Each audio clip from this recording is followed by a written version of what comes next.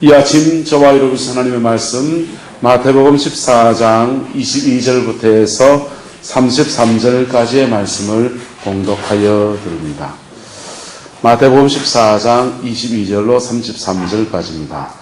예수께서 즉시 제자들을 재촉하사 자기가 무리를 보내는 동안에 배를 타고 앞서 건너편으로 가게 하시고 무리를 보낸 후에 기도하러 따로 산에 올라가시니라. 저물매 거기 혼자 계시더니 배가 이미 육지에서 술이나 떠나서 바람이 그스름으로 물결로 말미암아 고난을 당하더라. 밤 사경에 예수께서 바다 위로 걸어서 제자들에게 오시니 제자들이 그가 바다 위로 걸어오심을 보고 놀라 유령이라 하며 무서워하며 소리 지르거늘 예수께서 즉시 이르시되 안심하라 나니 두려워하지 말라. 베드로가 대답하여 이르되 주여 만일 주님이시거든 나를 명하사 무리로 오라 하소서 하니 오라 하시니 베드로가 배에서 내려 무리로 걸어서 예수께로 가되 바람을 보고 무서워 빠져가는지라 소리질러 이르되 주여 나를 구원하소서 하니 예수께서 즉시 손을 내밀어 그를 붙잡으시며 이르시되 믿음이 작은 자여 왜 의심하였느냐 하시고 배에 함께 오르심에 바람이 그치는지라 배에 있는 사람들이 예수께 절하며 이르되 진실로 하나님의 아들이로소이다 하더라. 초등학교 1학년 산수 시간에 선생님 아이들에게 더셈을 가르치고 있습니다. 여러분 1 더하기는 얼마지요? 선생님 2예요 이랬어요. 2 더하기는 2는 얼마예요? 선생님 4예요 이렇게 했습니다. 그러니까 선생님이 다음 얘기를 합니다. 그 다음 6 더하기 6은 얼마지? 이러니까 애들이 손을 짚어서 이렇게 하다가 모자라잖아요. 한 애가 이렇게 말합니다. 쉬운 건 지가 다 하고. 우리가 테스트를 받는다고 하는 것은 누구에게나 쉬운 건 아니고 누구나 이게 어려울 수 있지요. 예수님께서 제자들에게 말씀을 가르쳤습니다. 그리고 특별히 그 제자들에게는 믿음으로 살아가는 것들에 대해서 계속해서 가르친 거예요. 할렐루야. 신앙의 교육은 몇 가지 중요한 부분이 있는데요. 첫 번째 따라서 말씀 따라 사는 삶. 말씀 따라 사는 삶에 대해서 훈련이 되어야 됩니다. 이거는 주어진 말씀을 따라 살아가는 거예요. 근데 이것은 말씀 따라 사는 것 위에 또 뭐가 있느냐? 이거 뭐가 있냐면 따라합시다. 믿음으로 사는 삶. 여러분, 믿음으로 산다고 해서 말씀을 무시하고 삽니까? 말씀 따라 사는 사람은요, 기본적으로 윤리를 지키는 거예요. 뭘 지키는 거라고요? 윤리를 지키는 거. 간음하지 말라, 살인하지 말라, 도둑질하지 말라, 남 욕하지 말고 착하게 살아라. 이거 지키는 겁니다. 할렐루야. 말씀 따라 살아가는 삶이 저와 여러분들이 있기를 예수님의 이름으로 축복합니다. 말씀 따라 살아가는 삶이 되어지고 나면 그 다음 우리에게 뭐가 요구되느냐? 믿음으로 사는 삶이 요구됩니다. 믿음으로 사는 삶은요, 말씀 따라 사는 삶은 계산이 서요. 오늘 열심히 공부하면 내일 성적이 나온다 안 나온다? 나온다. 오늘 시금치 열심히 밭 내고 나면 좀 12월 달 1월 달 되면 수확할 게 있다 없다? 있죠. 이 계산이 서는 삶입니다. 말씀 따라 사는 삶이 되면 계산이 서는 삶을 삽니다. 근데 믿음으로 사는 삶은요,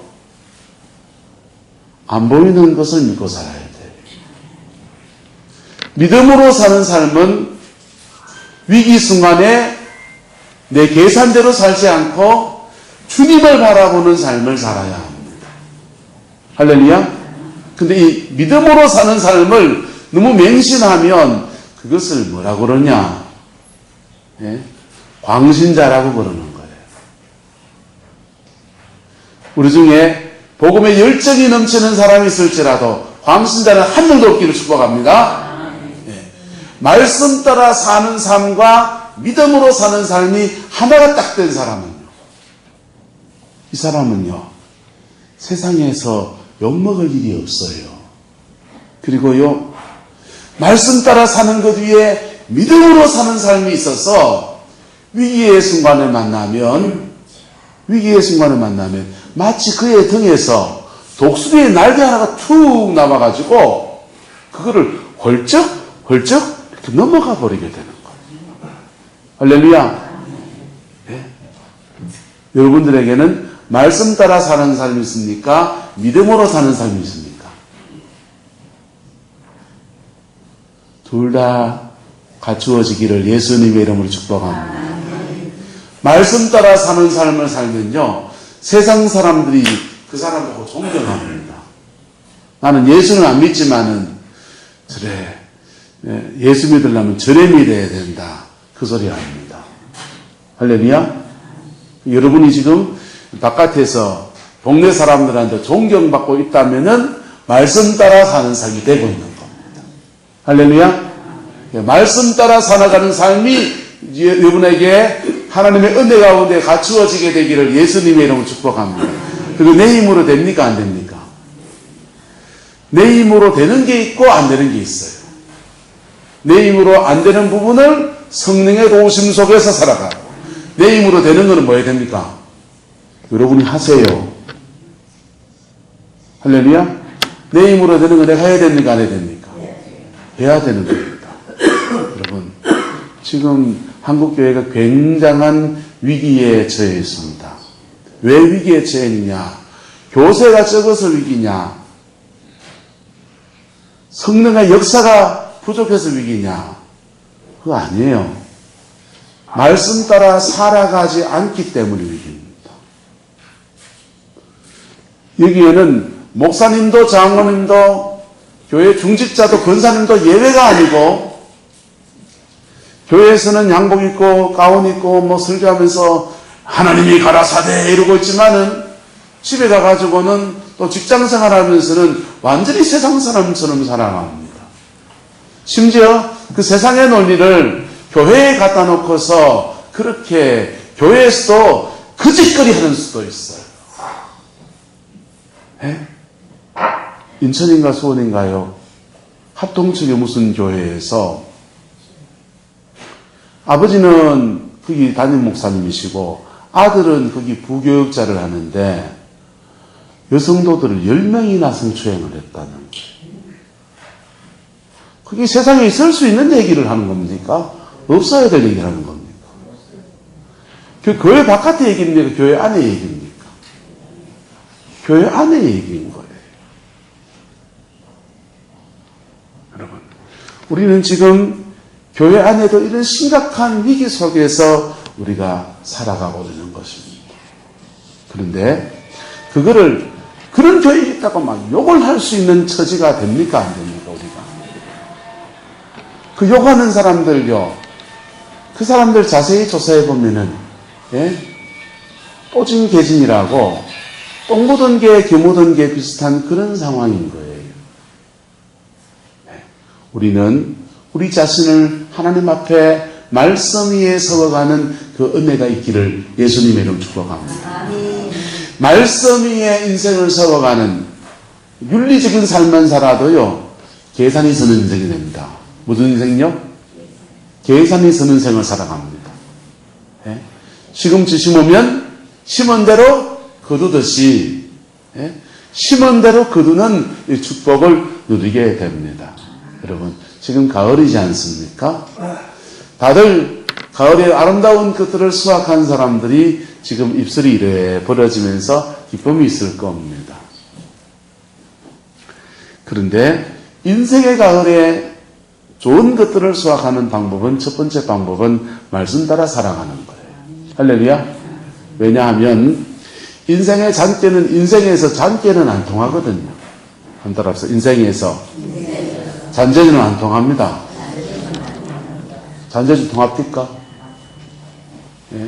우리 옛날에 공부할 때 공부에는 왕도가 없다 그런 얘기했어요.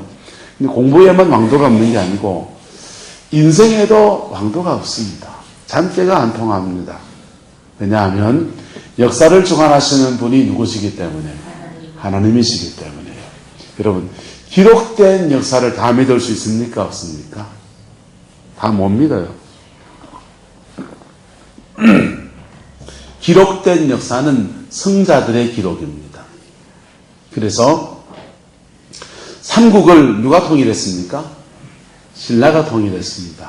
그래서 신라 위주로 삼국 사기가 쓰여져 있어요. 승리한 자들의 기록입니다. 전쟁에 승리한 사람들이 그것을 역사를 기록해 나갑니다.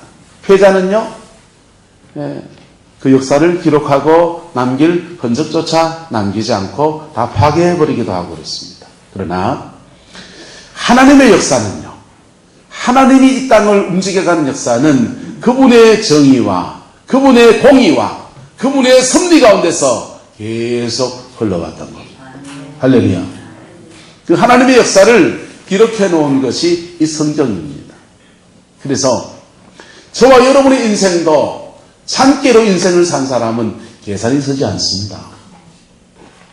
인생을 얇게 살지 않기를 주의 이름으로 축복합니다. 묵직하게 살아야 돼요. 우직하지만은 하나님의 말씀 붙들고 살아가려고 하는 몸부림들이 있어야 합니다. 그럴 때 그의 인생에 계산이 섭니다. 뭐가 선다고요? 계산이 섭니다. 좋은 것을 심었으니 좋은 것을 거두고 덕으로 심었으니 복으로 거두는 아름다운 역사들이 이루어지는 거예요. 가는 말을 좋게 했으니 오는 말도 점점 더 좋아지는 인생을 그렇게 살아갑니다. 사람을 선대했으니 사람이 그에게 자꾸만 붙는 인복이 그에게 주어지게 되는 거예요. 그런 복들이 또한 우리와 우리 다음 세대에 넘어가서 계승되어지는 복으로 이어지는 거예요. 할렐루야. 그 은혜가 저와 여러분의 있기를 축복합니다. 오늘 저는 근데 그 얘기를 하려고 하는 게 아니라 믿음으로 살아가는 것에 대해서 말씀하고자 합니다. 하나님이 예수님의 제자들에게는 말씀 따라 살아가는 것 위에 또 하나의 차원을 요구하셨습니다. 바로 믿음으로 살아가는 것입니다. 무엇으로 살아가는 거예요? 믿음으로 살아가는 겁니다. 믿음으로 살아가는 것은 눈에 보이는 세계를 보고 살아가는 게 아니라 눈에 보이지 않는 하나님이 그려준 이미지를 보고서 쫓아가는 겁니다. 믿음으로 살아가는 사람들은요, 환경을 바라보면은 그만 물에 빠져버리게 됩니다. 믿음으로 살아가는 사람들은요, 눈에 보이는 세계가 실상이 아니고 주님이 그에게 준 비전이 실상이고 주님이 그에게 말씀하신 것이 실상이고, 히브리서 말씀에 믿음은 바라는 것들의 무엇이고 실상이고 보지 못하는 것들의 뭐고요? 증거이고. 그래서 믿음으로 살아가는 사람들은요, 시간이 이래 지나가면서 하나님이 고일에 간섭하셔 역사하신 것들을 인생 속에서 삶 속에서 경험하게 되고 누리게 되는 역사들이 뒤에 나타나는 거예요. 믿음으로 살아가는 사람들은 때로는 사람들에게 놀림을 받습니다. 왜 계산이 서지 않는 인생을 사냐는 것이지요. 왜 계산이 안 서는 인생을 살아가냐고 사람들에게 놀림을 받습니다. 때로는 믿음으로 살아가는 사람들은 광신자 취급을 받습니다.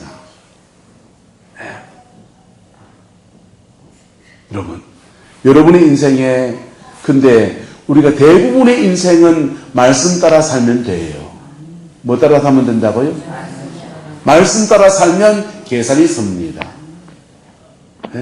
정한 시간에 기도하고 예배드리고 그리고 자기 인생을 열심히 수고하면 그것을 거두게 되는 거예요.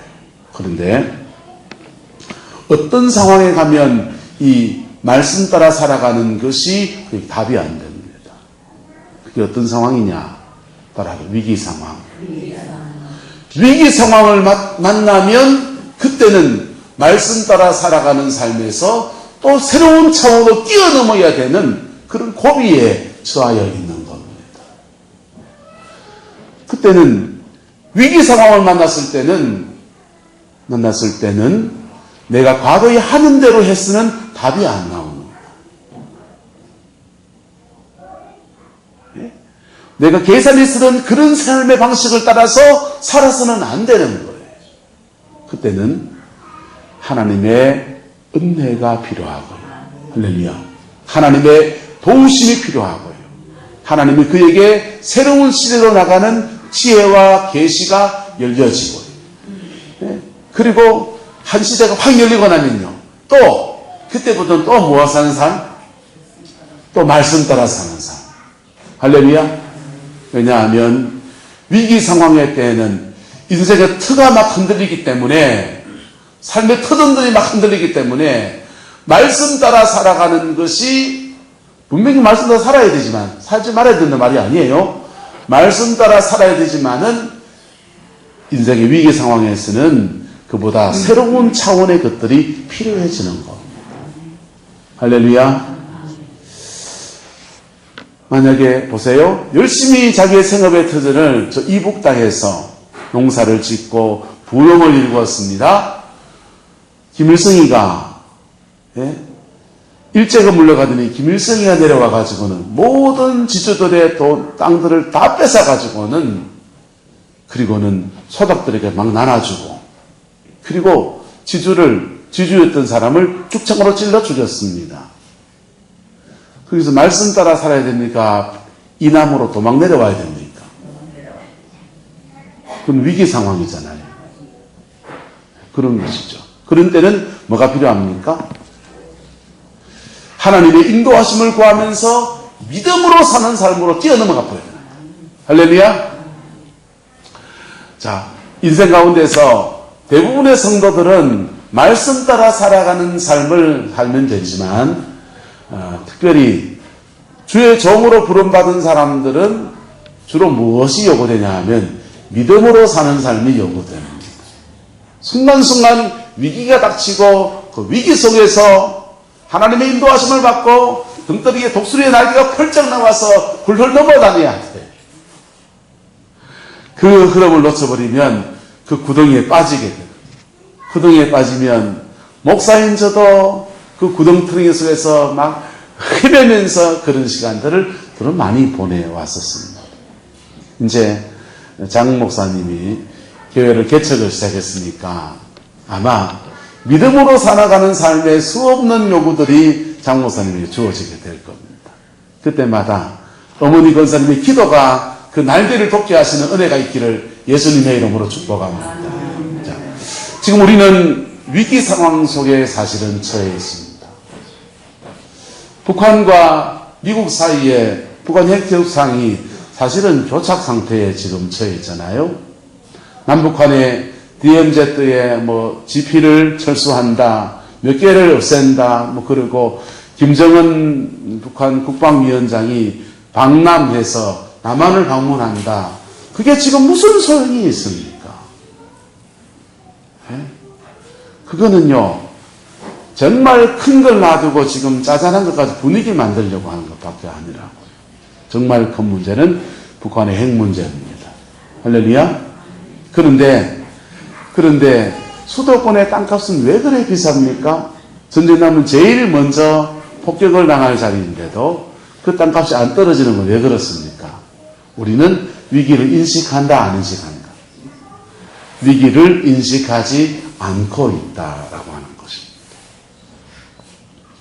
개구리들이 이제 동면에 들어갈 때가 되었습니다. 얼마 전에 비가 왔더니 철없는 개구리들이 눌태 막 도로 위를 막 떼굴떼굴 길에 올라와서 깨굴깨굴 뛰어다니더라고요. 그런데요, 이 개구리를 뜨거운 물에 탁 집어넣으면 댐바 튀어 올라가 버립니다. 이 개구리를요, 차가운 물에 넣어놓고 서서히 군부를 떼면은 이놈의 개구리들이 떳떳하게 좋네 이러다가 지 살이 다 익어갈 때까지 거기 머물러 있습니다. 우리는 지금 6.25 전쟁이 끝나고 난 뒤에 지금까지 전쟁이 없는 평화로운 때를 살아갑니다. 평화의 때는 뭐 하면 살면 된다고요? 따라서 말씀 따라 살면 됩니다. 뭐 따라 살면 된다고요? 평화의 때인데 음란하고 도둑질하고 거짓말 실루실루하고 남 욕하고 시기 질투하고 그래 살면서 복 달라 하거든 교회 오지 말고 저 선앙당 가서 비나이다 써. 기독교의 복은 그래 안 주어진다고요. 기독교의 신앙의 복은 말씀을 지키는 중에 심은 대로 거두게 하시는 하나님께서 우리가 심은 것에 보정해 주시는 은혜예요. 할렐루야. 그런데 6.25 전쟁이 끝나고 70몇 년이 이제 지나갔잖아요. 그리고 지금 사실은 국제적으로 굉장히 요동치고 있는 정세 가운데 있습니다. 북한 핵 문제를 해결하는 것은 남북한이 잘한다고 해결하는 것도 아니에요. 저기엔 중국도 끼어있고요. 미국도 끼어있고요. 미국의 국내 정세도 끼어있고요. 복잡하게 얽혀 있습니다. 나라는 나라대로 위기인데 이 구룡포는 어제 막 차들이 엄청나게 들어오더라고요.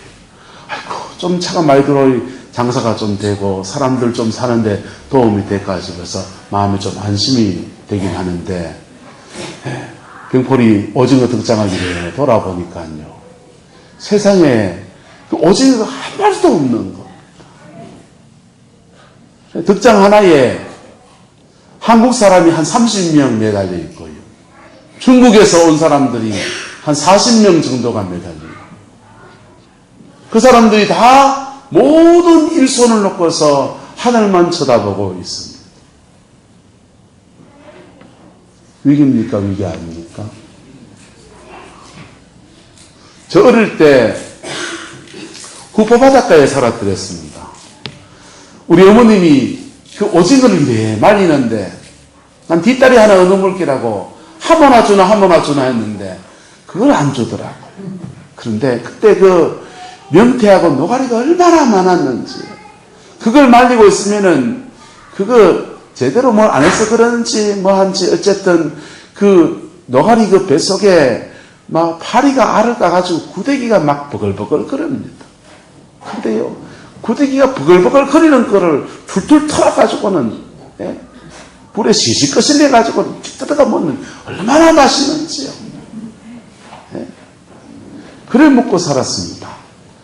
명태 노가리는 흔해 빠진 줄 알았습니다. 근데 그 명태 노가리가 안 난 지가 얼마나 됐습니까? 지금 북한 수역에서 중국 배들이 그 오징어를 그물로 다 잡아버립니다. 내려와야 될 놈들이 안 내려오고, 그러면 다른 고기라도 좀 나면 좋은데 그렇지도 않은 그런 상황이 있습니다. 전에는 죽도시장에 나오는 횟감들은 주로 양식이 많고, 구룡포에서 나는 고기들은 배에서 조잡아봐가지고 자연산이 주로 많다 이랬는데 그거 지금 못 믿겠습니다. 지금은 이 집이나 저 집이나 물량을 댈 수가 없으니 전신에 다 양식 고기로 그냥 우리 배를 채우고 있는 그런 시대에 살아가고 있습니다. 여러분, 위기의 때를 우리가 맞고 있는 것입니다. 무슨 때라고요? 위기의 때. 위기의 때는 말씀 따라 살아가는 것이 통한다, 안 통한다? 그게 안 통한다고요. 오늘 배를 타고 가는 제자들입니다. 이 배를 타고 가는 제자들 중에서 바닷일에 익숙한 사람이 베드로, 야고보, 요한 3명이나 있습니다. 그 사람들의 지휘 속에서 어시아어시 하면서 노를 저어가면 충분히 갈 수 있는 그런 바닷길입니다. 게다가 그들의 임의로 막 도망가다가 그렇게 한 게 아니고 주님이 배를 타고 건너가라고 하셨기 때문에 그 말씀 붙들고 그들이 건너오고 있습니다. 그런데 배를 타고 가는 그들에게 위기가 닥친 겁니다. 그들에게 일상이고, 수고하면 노를 지금 30분 저으면 1km를 가고 또 30분 저으면 2km를 가면서 건너편 항구에 도달할 수 있을 것 같은 계산이 서는 인생이 아니라, 아무리 노를 저어도 한 발짝도 나가지 않고 풍랑이 막 몰아치는데 이 방향이 저 방향인지 헷갈리고 목숨마저 경각에 달리는 그런 위기에 처해 있게 된 겁니다. 위기의 순간에는 말씀 따라 사는 거 통한다, 안 통한다? 난 노를 잘 졌습니다. 내가 수고하면 적당히 하겠지요. 그게 안 통하는 거예요. 이때는 뭐가 필요합니까? 따라합시다. 믿음으로 사는 삶. 믿음으로 사는 삶이 필요한 거예요. 그 믿음으로 살아가는 삶을 살아가야 되는데, 우리가 믿음으로 살아가는 것을 살아내려고 하면 누가 필요하느냐? 따라합시다. 주님이 함께 하심이 필요합니다.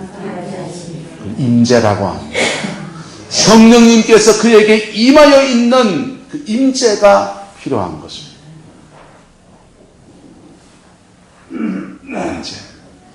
근데 우리가 평소에 말씀 따라 살아가는 삶에도 성령의 새벽에 기도할 때마다 임재가 옵니까 안 옵니까? 오지요. 성령의 임재가 온다고요. 근데 그 임재를 우리는 위기 상황을 만나게 되면 많은 사람이 잃어버리게 됩니다. 예수님의 제자들도 주님이 오셔서 그들에게 말씀하십니다. 27절에 안심하라. 나니 뭐 하지 말라? 두려워하지 말라. 자,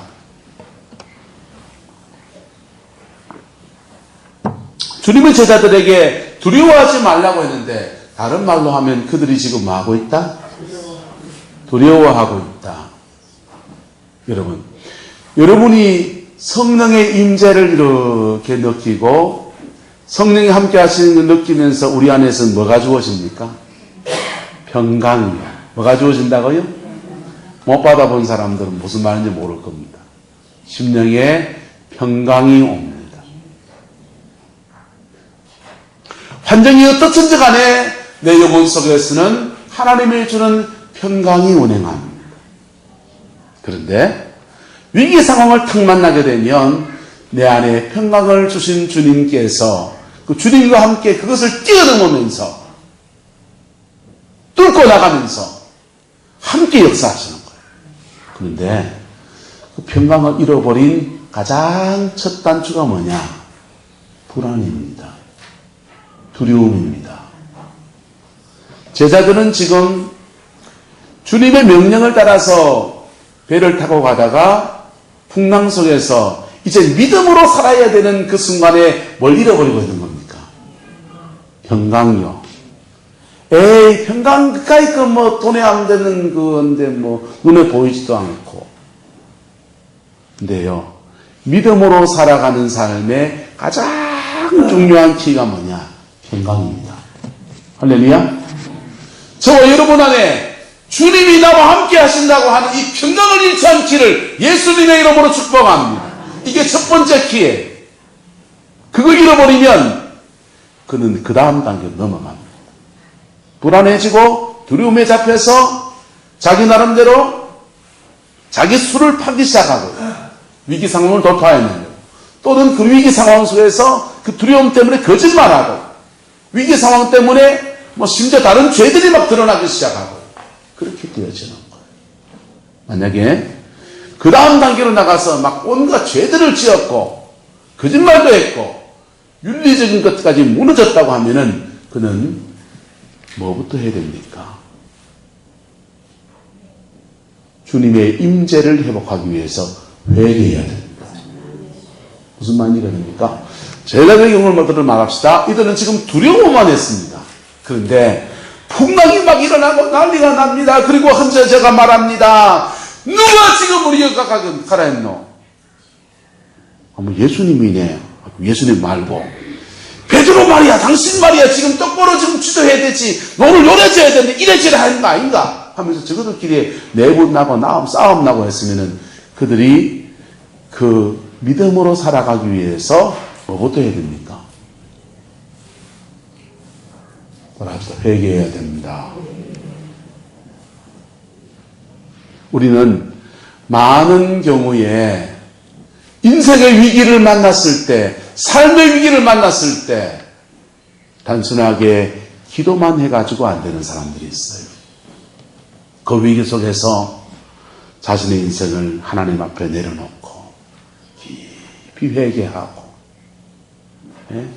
깊이 회개하고 마음속에서 누구를 그렇게 미워했던 것들을 내려놓고 용서하고 십자가를 지나가야 되는 그런 사람들도 우리 가운데 존재할 수 있습니다. 제가 말씀으로 사는 사람, 믿음으로 사는 사람 두 층으로 이렇게 말하지만은 인생 속에서 닥치면 해야 됩니까? 안 해야 됩니까? 인생 속에서 자기에게 위기가 닥치면 그거 뚫고 지나가야 되는 거예요. 네? 위기가 닥쳤는데 넉넉히 있어서 됩니까? 안 됩니까? 위기가 닥쳤을 때 우리는 하나님께 깊은 기도를 해야 합니다. 깊은 기도를 해야 됩니다. 그리고 그 기도하는 중에 하나님의 영이 우리에게 가르쳐 주시기 시작합니다. 회개할 거 있으면 회개부터 시킵니다. 할렐루야. 예수님의 제자들은 그들이 지금 뭐 더 큰 죄를 지었습니까? 두려워만 했습니까? 두려워했습니다. 그러니까 주님이 두려워하지 말라. 그리고 믿음이 작은 자야 뭐 이런 얘기 정도만 하시는 정도입니다. 만약 저들끼리 치고받고 싸움 나고 그냥 막 욕하고 막 그랬으면은 주님이 너희들이 왜 다투고 있느냐 회개하라 이랬을 겁니다. 여러분들은 여러분의 인생의 위기 속에서 어떻게 그것을 극복해 갑니까? 세상 사람들은 세상 사람들대로 인생의 위기를 극복해 가는 자기 나름대로의 비법들을 갖습니다. 한 아이스크림 장사가 겨울이 되었습니다. 아이스크림이 팔리지 않는 겁니다.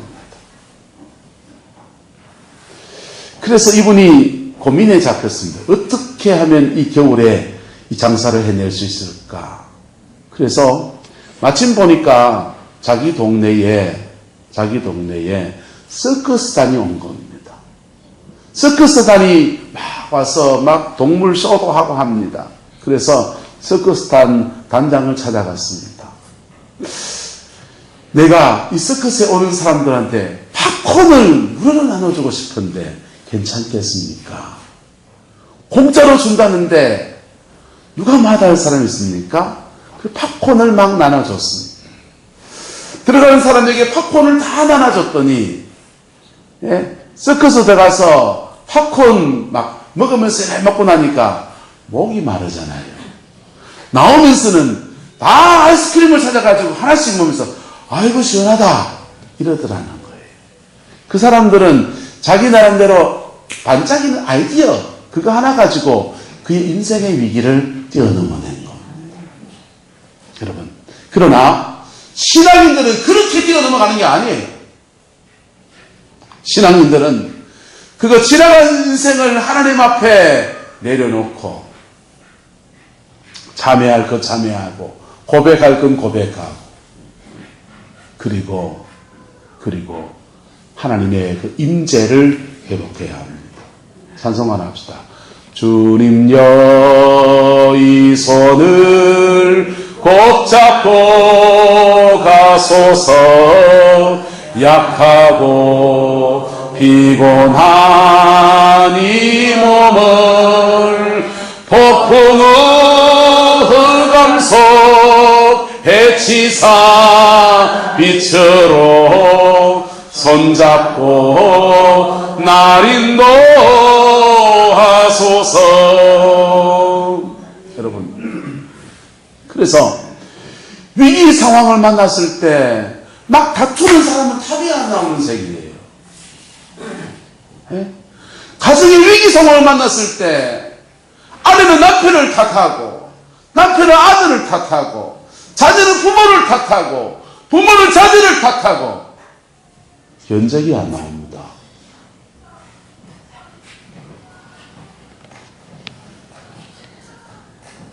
우리는 예수님의 보혈을 믿습니다. 예수님의 보혈은요, 모든 죄를 사하는 강력한 권세입니다. 그래서 보혈을 믿는 사람은요, 자신의 죄는 주님께 뭐하고 고백하고 다른 사람의 죄는 주님께 뭐하고요? 용서하고. 할렐루야. 보혈을 믿는 사람은요, 죄를 지은 가해의 죄는 십자가 앞에 회개하고 그 죄 때문에 피해를 받은 사람은 십자가 앞에서 나보다 더 큰 상처받은 예수님 바라보면서 내 거는 아무것도 아니네 하면서 용서하고. 그래서 회개한 사람과 용서한 사람이 만나면 다시 깔짓 뜯고 화해하고. 할렐루야. 뭐 하고요? 복음은요, 복음을 제대로 만난 사람이다. 복음을 제대로 경험한 가정이다. 복음을 제대로 누리고 있는 교회다. 그런요, 그 교회는 용서가 있고요, 회개가 있고요, 용서가 있고, 만나면 화해가 있고요. 할렐루야. 그게 진정한 복음의 역사인 겁니다. 네, 제가 제 교리를 말했습니까? 성경을 얘기한 겁니까? 성경이요. 예수 믿는 사람들은 인생의 위기를 만났을 때 오징어 좀 만나게 해주세요! 그 기도만 안 한다니까. 예수 믿는 사람은 인생의 위기를 만났을 때 자신을 돌아보면서 하나님의 임재를 회복하는 겁니다. 그 임재를 회복하면 우리 하나님께서 몇 가지 방향으로 이끌어 주십니다. 첫 번째는 내 기도를 들어주십니다. 뭐 하신다고요? 내 기도를 들어주십니다. 그래서 너희가 오징어를 원하느냐, 그 금징어를 오징어로 돌려줄게 그러십니다. 그게 예스입니다. 두 번째는 노입니다. 너 그거 안 된다. 왜? 어떤 거는 우리가 죄된 것을 구할 때가 있거든. 노하십니다. 세 번째는 따라합시다. 인도하십니다. 바른 길로 이끄십니다. 할렐루야. 바른 길로 이끄셔서 대문을 닫으시면 창문을 여시는 하나님의 은혜가 그의 인생에 주어지게 됩니다. 이 일을 내려놓고 새로운 일을 찾게 하시고 새로운 일을 찾아가시는 확연 은총을 그에게 허락해 주십니다. 역사를 주관하시는 하나님은 우리를 너무 사랑하십니다. 그런데 그렇게 사랑하시는데도 예수님의 제자들, 그렇게 사랑하고 그렇게 뽑은 12제자들에게도 그들은 주님의 명령 따라가는데도 위기가 있었고, 그 위기 속에서 그들의 들은 말씀을 테스트하는 속에 그들은 그들의 미천을 다들 내고 있습니다. 제자들이 이 정도라면 우리는요, 다 그런 것이 뭐요? 그런데 인생 다 그런 것이 뭐요? 그렇다고 그런 인생으로 살겠습니까? 저와 여러분의 인생에 하나님 앞에 남길 것이 있고, 저와 여러분의 인생에 세상 앞에 복으로 드러날 것들이 드러나게 되기를 예수님의 이름으로 축복합니다. 그래서 우리에게는 뭐가 필요하느냐? 뭐가 필요합니까? 두 가지를 했습니다. 말씀 붙들고 사는 사람. 뭐 붙들고 사는 사람? 말씀 붙들고 사는 사람.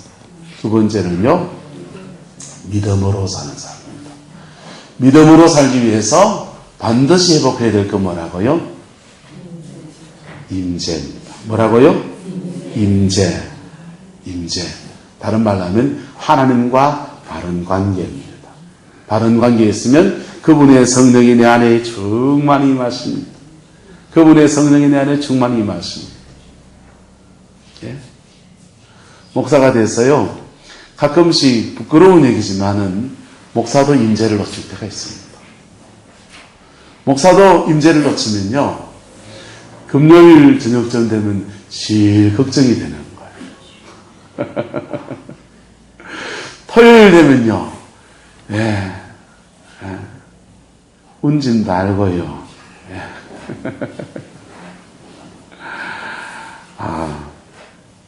마음이 급하죠. 그런데 급하다고 막 대충 준비하면 되냐 하면 그렇지 않습니다. 뭐부터 회복해야 됩니까? 임재부터요. 할렐루야. 뭐부터요? 임재부터. 여러분, 그 임재를 회복하면 하나님은 우리에게 인생의 세기를 확 열어가시는 놀라운 역사를 허락해 주시는 거예요. 네? 서울의 오륜교회라는 교회에서 지금 다니엘 기도회라는 거 하고 있거든요. 근데 어저께인가 그 연세 많은 장로님이 간증을 하시는데 그 장로님 성함을 내가 까먹었습니다. 이 장로님이 우리나라가 그렇게 가난하고 어려울 때 미국에 공부를 하러 갔습니다. 공부를 하러 가가지고는 거기서 박사를 따고 그 대학에서 최우수 교수상을 받고 그냥 학점을 올레이를 몇 번이나 그렇게 다 받은 거예요.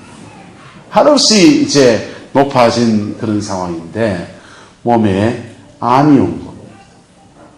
암이 왔는데 우리나라 같이 미국에 기도원이 있는 것도 아니고 그런데 수소문하다 보니까 어느 산에 옛날부터 기도하는 사람들을 위해서 조그마한 집들을 지어놓은 데가 있다.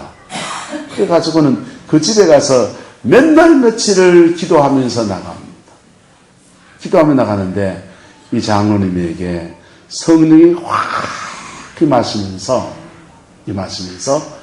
그 임재 안에서 그의 인생에 연약한 죄들이 막 다 드러납니다.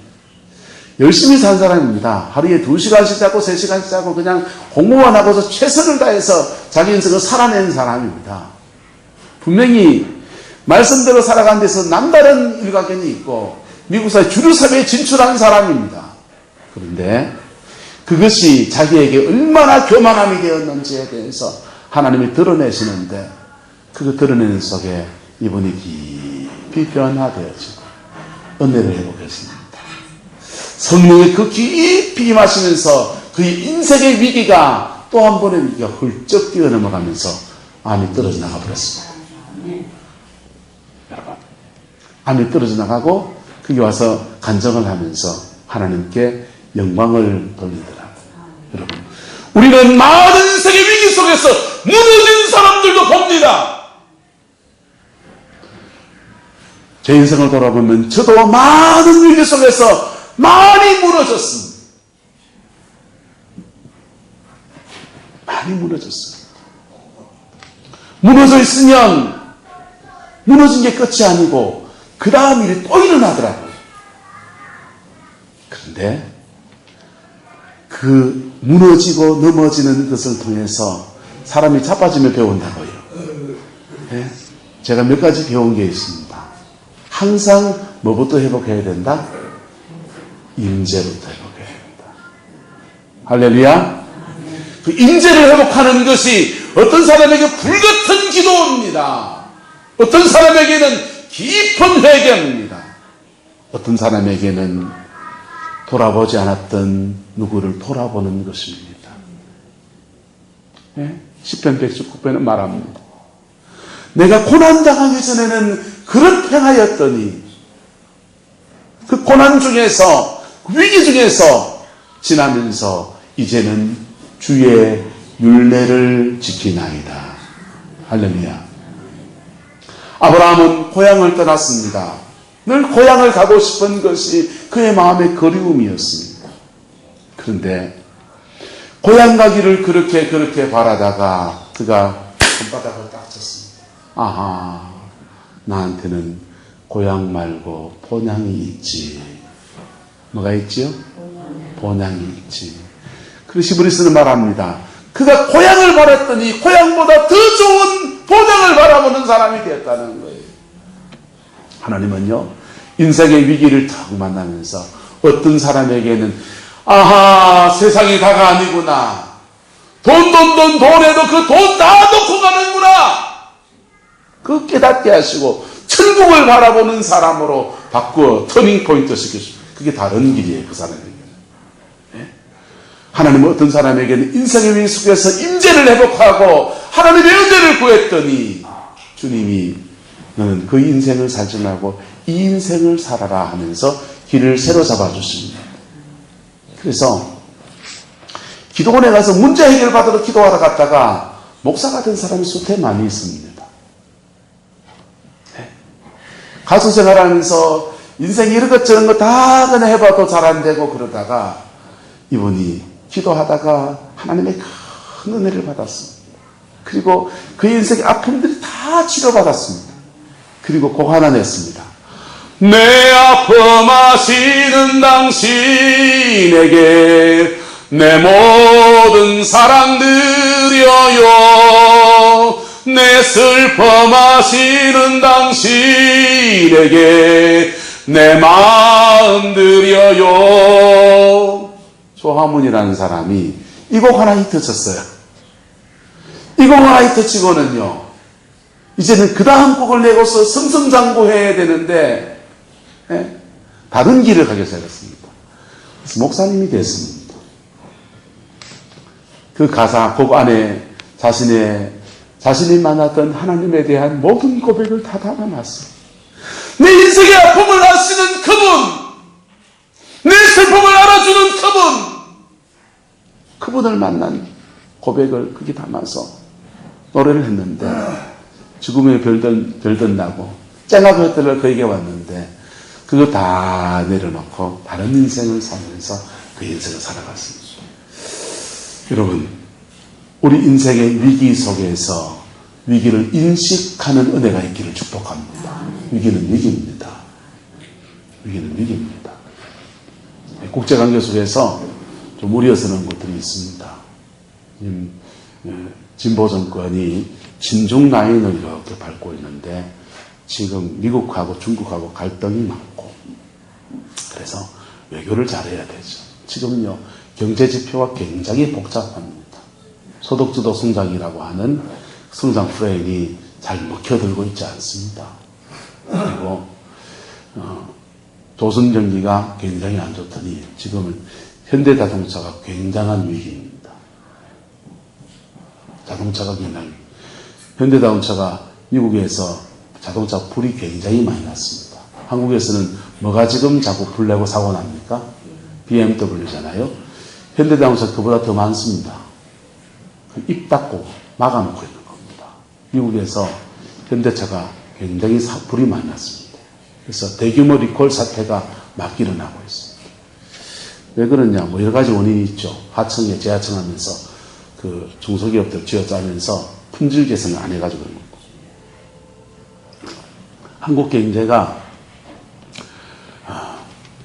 한국 경제가 위기 상황에 있습니다. 네. 지금 불용포만 오직 안 나서 위기가 아니고 산업 전반에 굉장한 위기고요. 정치적으로는 북한 핵 문제를 두고서 외교적으로도 굉장한 위기 상황에 있습니다. 그것을 야당이나 또 이런 단체들이 제대로 이걸 견제도 해주고 방향도 잡아주면 좋은데, 지금 보십시오. 건전한 보수가 대안 세력을 나서지 못하고 있는 그런 상황이죠. 여러분, 이 나라가 지금 사실은 위기의 상황으로 갑니다. 그런데 위기는 또 뭡니까? 위기를 극복하면 뭡니까? 그건 기회인 겁니다. 위기란 말 자체가 위험과 기회라는 단어로 같이 결합된 단어가 위기라는 단어입니다. 위기는 위험해질 수도 있고 기회가 될 수도 있는 것이 바로 위기입니다. 지금 온난화가 되면서 동해안에 오징어가 씨가 마르는 원인 중에 하나가 온난화입니다. 온난화가 우리에게는 위기입니다. 또한 온난화가 또한 하나의 기회이기도 합니다. 온난화가 좀 더 진행이 되면요, 저 북극 항로가 열리기 시작합니다. 북극 항로가 열리면 동해안 지역이 굉장한 개발의 호재로 갑니다. 네, 그러면서 저 유럽까지 이제 수에즈 운하를 타고 이렇게 아프리카 쪽으로 가는 게 아니라, 동남아 쪽으로 가는 게 아니라 북쪽으로 쭉 넘어가서 러시아 땅을 넘어가가지고 유럽으로 수출해 갈 수 있는 길이 열립니다. 기회지요. 통일 비용을 내야 되는 위험일 수도 있습니다. 통일되면요, 근데 기회가 됩니까, 안 됩니까? 또한 기회가 되는 것입니다. 위험과 기회가 함께 공존하는 것이 바로 위기입니다. 근데 위험과 기회가 공존하는 때에 우리가 무엇을 회복하면 이게 기회가 됩니까? 계속 얘기했습니다. 뭘 회복하면요? 임재를 회복합니다. 뭘 회복하면요? 임재를 회복합니다. 더 쉬운 단어 바꿔보면 여러분 안에 은혜를 회복하며, 더 쉬운 단어 바꾸면요, 여러분 마음속에 성령이 주시는 평강이 운행하고 있으면 그 위험할 때는 바로 기회로 바뀌어지는 하나님의 축복으로 작동하는 것입니다. 할렐루야. 그 복이 저와 여러분의 있기를 예수님의 이름으로 축복합니다. 여러분, 말씀 붙들고 사십시오. 그리고 지금 같은 위기의 때에는 믿음으로 살아가는 것을 뛰어넘어가야 합니다. 그럴 때 저와 여러분의 인생 가운데서 하나님의 새로운 일들을 풀어가시고 새로운 역사들을 만들어 가시는 그 은총 속에 쓰임받게 되어질 것입니다. 그 복이 저와 여러분과 함께하게 되기를 예수님의 이름으로 축복합니다. 기도하겠습니다. 사랑과 은혜가 많으신 아버지 하나님, 참으로 위기를 맞은 이 나라 이 땅 가운데서 하나님의 자비가 깃들게 하시고 주의 은혜가 풀어질 수 있도록 우리 하나님 주장하여 주시옵소서. 주님 앞에, 그 십자가 앞에 내려놓아야 될 것은 내려놓아지게 축복하여 주시고, 그 십자가 앞에 돌이켜야 될 것은 돌이키게 역사해 주시고, 주님이 우리와 함께 하시는 그 은혜를 회복하는 은혜가 있게 우리 하나님 인도하여 주시옵소서. 또한 우리에게 지혜를 주셔서 우리 인생의 이 고비들을 헤쳐갈 하늘의 지혜도 주시고, 주님이 우리의 등에 독수리의 날개를 솟아나게 하시는 초자연적인 역사도 허락해 주셔서 새로운 인생, 새로운 삶, 새로운 시대로 날아갈 수 있도록 하나님 인도하여 주시옵소서. 주의 백성들을 주장하여 주시고 주관하여 주시옵소서. 여호와께서 함께해 주시기를 원합니다. 예수님의 이름으로 축복하며 기도드리옵나이다.